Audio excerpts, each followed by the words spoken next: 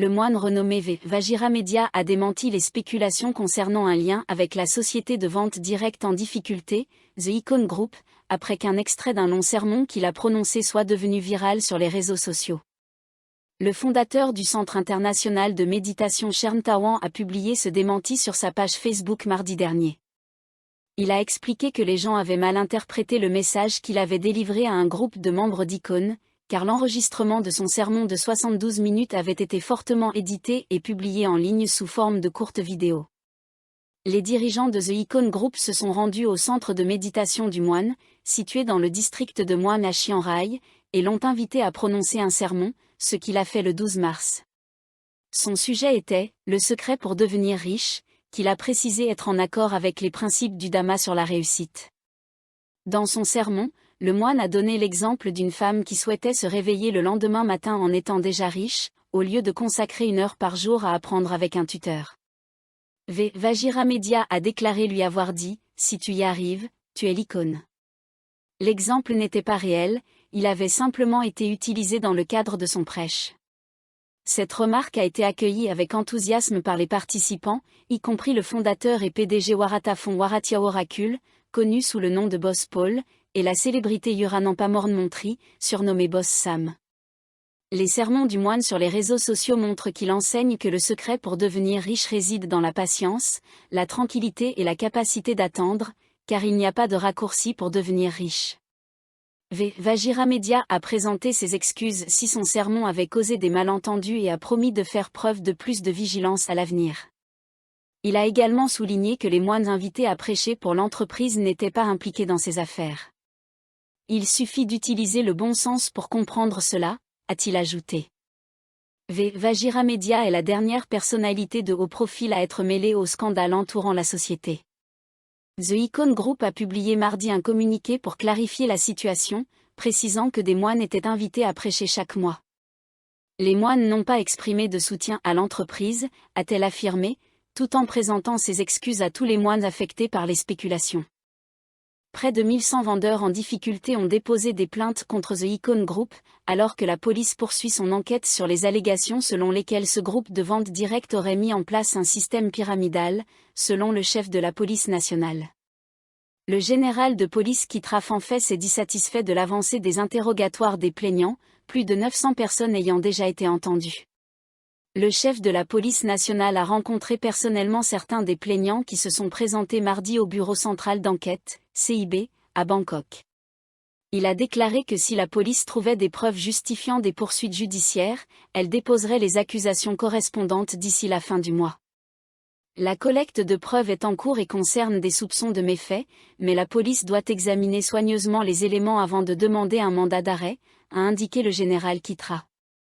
Les enquêteurs examinent d'éventuelles violations des lois régissant le marketing direct, la protection des consommateurs, les emprunts frauduleux et les fraudes publiques, a-t-il ajouté. La police a également demandé à l'Office de lutte contre le blanchiment d'argent, AMLO, de geler les avoirs des principales personnes liées à l'affaire, et une réponse est attendue d'ici jeudi. La police comprend que les gens sont en difficulté, mais elle n'a pas l'autorité de saisir des biens, a déclaré le général Kitra. Un porte-parole de l'AMLO avait précédemment indiqué que le gel des avoirs empêcherait que ceux-ci soient détournés ou déplacés en attendant l'issue des enquêtes. Le général Kitra a ajouté que tous les commissariats du pays étaient prêts à recevoir des plaintes liées à cette affaire, avec près de 100 enquêteurs disponibles pour interroger les plaignants auprès de la division de la protection des consommateurs sous l'égide du CIB. Le département des enquêtes spéciales, DSI, enquête également sur les dossiers de The Icon Group depuis sa fondation en 2019, a déclaré le colonel de police Yutana Predam, directeur général par intérim de l'agence. Les responsables du DSI soupçonnent des irrégularités dans les états financiers du groupe, a-t-il ajouté, précisant que les enquêteurs chercheraient à déterminer si l'entreprise opérait un système pyramidal, blanchissait de l'argent ou était impliquée dans des fraudes. The Icon Group a attiré de nombreuses personnes en proposant des cours de marketing en ligne pour moins de 100 bahts. Cependant, une fois inscrits, les participants ont déclaré qu'on leur demandait de dépenser des sommes beaucoup plus importantes pour acheter des compléments alimentaires à vendre. Par la suite, ils devaient payer pour des publicités en ligne afin de recruter de nouveaux membres, ce qui leur permettait de gagner des commissions. Dans un développement connexe, le ministre de la Santé publique, Sonsaktep Sutin, a indiqué que The Icon Group avait été condamné à une amende il y a plusieurs années pour des étiquettes inappropriées qui exagéraient les propriétés des produits vendus. Waratafon, Paul Waratiaworakul, fondateur et directeur général de The Icon Group, a déclaré lundi en larmes à la télévision que son entreprise était active dans le secteur du marketing direct depuis plus de 6 ans et que ses produits étaient axés sur les compléments alimentaires. Il a précisé que l'entreprise comptait 10 distributeurs ayant leurs propres canaux pour commercialiser ses produits. Il a ajouté que l'entreprise n'engageait des célébrités que pour promouvoir ses produits, répondant ainsi aux questions sur le rôle de ces célébrités dans l'entreprise et sur leurs responsabilités juridiques éventuelles. L'ancien chef de la 4e armée, le général Pisal Vatanawonkiri, député sur liste et fugitif dans l'affaire du massacre de Tak Bay, a démissionné du parti Pheu-Thai. Son départ a été annoncé mardi par Wizut Chenarin, chef des députés du parti Pheu-Thai, principal parti de la coalition au pouvoir. Monsieur Wizut a cité le vice-premier ministre Fintam Wesheyaché, qui a confirmé lundi que le général Pisal avait démissionné. Par conséquent, personne au sein du parti n'a désormais besoin de critiquer le général Pisal sur la question de Tak Bay, a précisé Monsieur Wizut. Le parti avait prévu de voter sur la question de l'adhésion du général Pisal mardi soir. Étant donné sa démission, la question n'était plus à l'ordre du jour, a indiqué Monsieur Wizut. Monsieur Wizut a déclaré qu'il ne savait pas où ni comment le général Pisal avait présenté sa démission. Il savait seulement que cela avait eu lieu lundi. Les journalistes devraient interroger Monsieur Futam pour obtenir plus de détails, a-t-il ajouté. Monsieur Wizut a affirmé qu'il pensait que le général Pisal avait démissionné pour éloigner le parti Pheu-Thai de la controverse liée à Tak Bay. En conséquence de sa démission, le général Pisal a perdu son siège à la Chambre des représentants et sera remplacé par un autre candidat de la liste du parti. Monsieur Wizut a rappelé que les événements de Tak Bay se sont produits il y a 20 ans. Le général Pisal n'était pas membre de Pheu-Thai à cette époque. Il était alors un officier servant au niveau opérationnel de l'armée. Le massacre de Tak Bay a eu lieu le 25 octobre 2004, lorsque les forces de sécurité ont dispersé une manifestation devant le commissariat de police du district de Tak Bay, dans la province frontalière sud de Narathiwat. Les manifestants réclamaient la libération de 6 détenus dans une affaire de vol d'armes appartenant au gouvernement. 7 manifestants sont morts lors de la dispersion forcée, et 78 autres sont décédés plus tard par suffocation ou défaillance organique alors qu'ils étaient transportés dans des camions surchargés vers un camp militaire situé à 140 km. La prescription de 20 ans pour l'affaire de Tak Bay expire le 25 octobre. Le général Pisal, aujourd'hui âgé de 74 ans, est une figure centrale dans cette affaire. Il était en charge de la 4e région militaire lors de la répression et du massacre de Tak Bay en 2004. La 4e région supervise le sud du pays. Le général Pisal avait précédemment déposé une demande de congé médical de la Chambre des représentants jusqu'au 30 octobre, soit 5 jours après l'expiration de la prescription. Sa localisation est inconnue, bien qu'il ait été initialement signalé au Royaume-Uni. Une enquête sera lancée concernant une accusation selon laquelle un membre d'une commission parlementaire aurait demandé de l'argent à un dirigeant de The Icon Group, la société de vente directe au centre d'un présumé scandale de fraude publique, a déclaré le président de la Chambre des représentants, Wan Muhammad Noor Matha.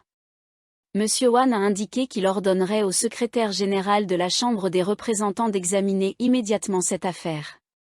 À ce stade, il ne s'agit que d'accusations.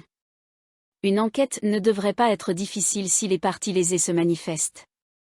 Le secrétaire général de la Chambre se penchera sur cette question sans tarder, a-t-il déclaré. Il a précisé que les commissions parlementaires sont composées de représentants du gouvernement et de membres extérieurs proposés par des partis politiques. Il a ajouté que si des membres non députés des commissions sont reconnus coupables, comme allégué, la police prendra des mesures contre eux en vertu du code pénal.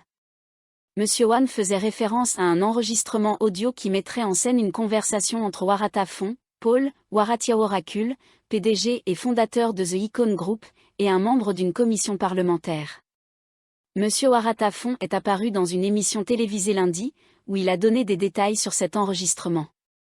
Il a admis avoir parlé à un homme dans l'enregistrement, mais a précisé que la conversation avait eu lieu il y a environ 2 ans et n'était pas liée aux problèmes actuels. Il a expliqué qu'à l'époque, quelqu'un avait déposé une plainte contre lui et que l'homme dans l'enregistrement lui avait proposé son aide en échange de 100 000 bahts. Je lui ai donné 100 000 bahts par mois, mais pas tous les mois. Je n'ai pas demandé de l'aide gratuitement. Mais il ne m'a pas demandé 30 millions de bahts, a-t-il déclaré. Samar Janshejitawanish, porte-parole adjoint du parti Palam Pracharat, a nié lundi être l'homme qui aurait parlé à l'exécutif de The Icon dans l'enregistrement. Il a déclaré qu'il poursuivrait en justice quiconque ferait de fausses accusations à son encontre.